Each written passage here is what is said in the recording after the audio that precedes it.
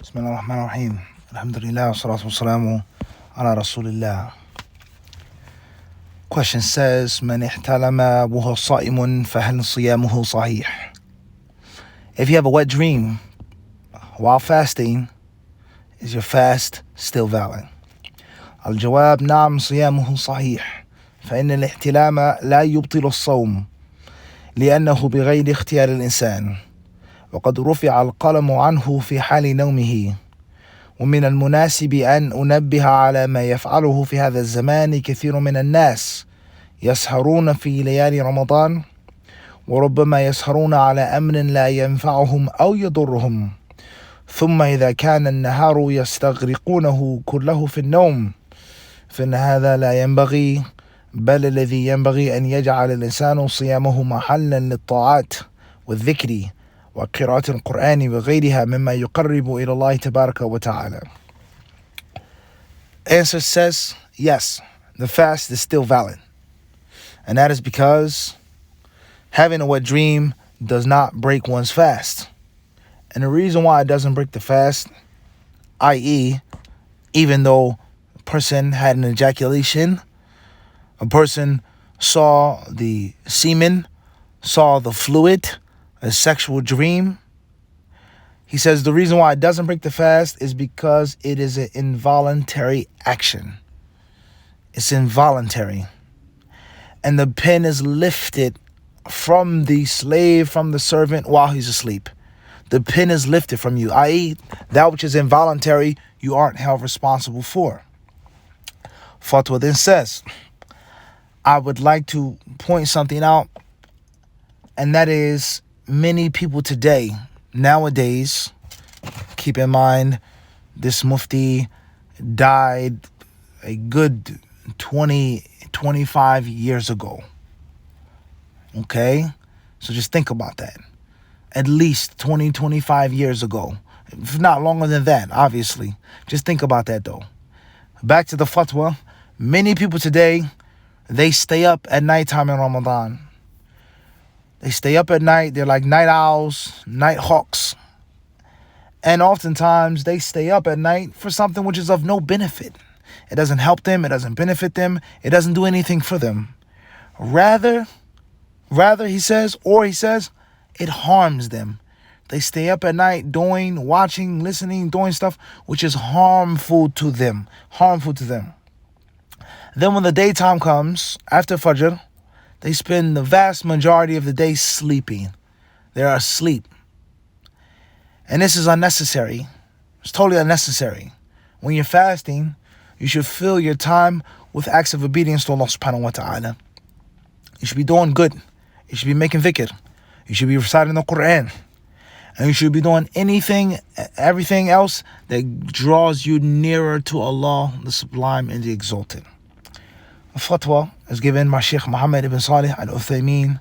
May Allah have mercy upon his soul. Many principles we learn from this fatwa. First and foremost, a slave is not held responsible for involuntary actions.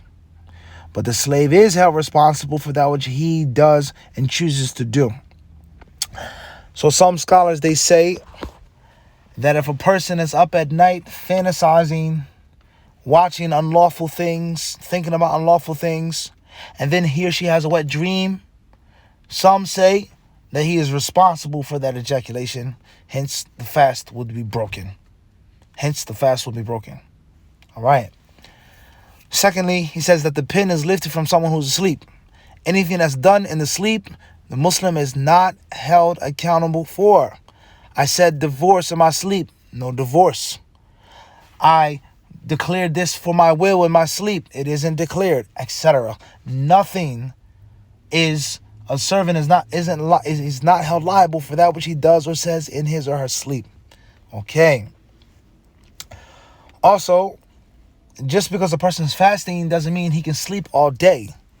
You're supposed to feel the fast, the hunger, the thirst, the fatigue, and you're supposed to endure and push forward. That you gripping, quote unquote, you feeling the fast. That's the ibadah. You're supposed to feel it. and you can't stop your normal routine. You keep going even while fasting. Muslims who have jobs, who work, look at the different athletes who play while they're fasting and score a lot of points. And that is powerful to the non-Muslims. He's playing, we're drinking Gatorade, Powerade, and he's thirsty. He has no electrolytes, and he's sweating. So spending all day long sleeping is a problem. Taking a nap, obviously you got to be realistic. You have to be pragmatic. You're in prayer at night. You have to get up earlier to have suhoor. Of course, you're going to need a recharge. Your battery is going to need a recharge. But you're not supposed to be asleep from Fajr all the way to Iftar. All right? Khairin inshallah. Also, staying up at night for something which is lawful, but it isn't beneficial, is a bad thing. So there are 1,000 things that are included in that. Just, wasting your time, talking, laughing, joking, being goofy and stupid and dumb. TikTok on your phone, scrolling, surfing, just nothingness. Just wasting your hours away. That's a bad thing. Let alone if you're on your phone or your device doing haram, watching haram, listening to haram, talking and texting haram, then that's a greater problem now. That's a deeper ditch.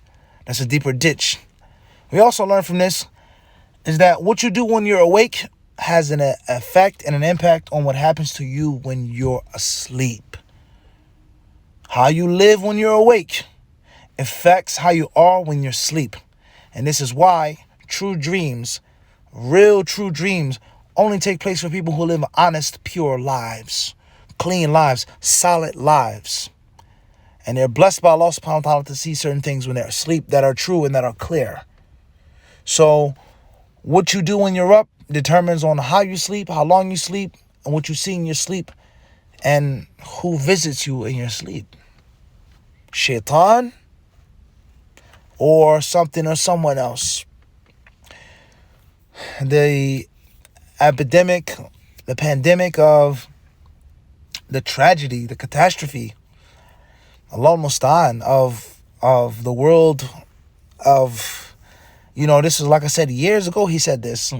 Just imagine now with phones, data and internet, how many people just waste their hours and waste their lives on stupid, idiotic stuff, following this person's life, chasing this person, reading about this, watching this dumb, stupid impersonation or dancing or this meme or this interview or this podcast, in which the people just talking a bunch of blah, blah, blah, nothingness. And you spend your hours out of your life in Netherland. Allah al-Musta'an, let alone the haram. We ask Allah subhanahu wa ta'ala for guidance.